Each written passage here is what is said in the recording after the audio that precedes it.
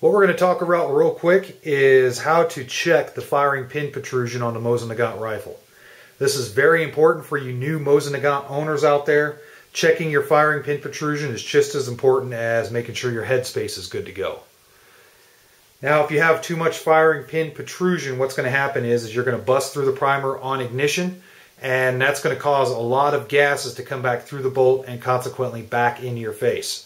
There's a lot of pressure behind the 7.62x54R, and you want to make sure all that gas is going out the barrel like it should be and not back at your face. What you're going to do to use or to check the firing pin protrusion is this guy right here. You can see these notches on this tool. This particular one, you see the 95 notch and then the 5 notch. I'm not too worried about the outer notches here, but 5 is go, 95 is no go.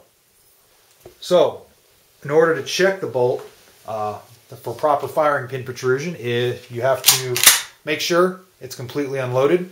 If it is unloaded, push the trigger back, remove the bolt from the rifle itself. Next, I want to decock the bolt. So I'm going to hold the bolt like so and turn just like that. It decocks the bolt, and there you can see my firing pin is now in the forward position. So what I'm going to do then is take my gauge and run it over the 95.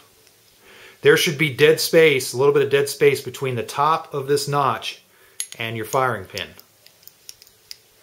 Then run it over the 5. And there you go. If you look, it's just barely contacting the top. That is the perfect depth for this firing pin. I know I'm going to get a good primer strike, and at the same time I know I'm not too deep and I'm not going to have to worry about blowback coming back at me. Now, if your firing pin is at the wrong depth, all you have to do is this right here is loose. See how this comes right out? There's my firing pin.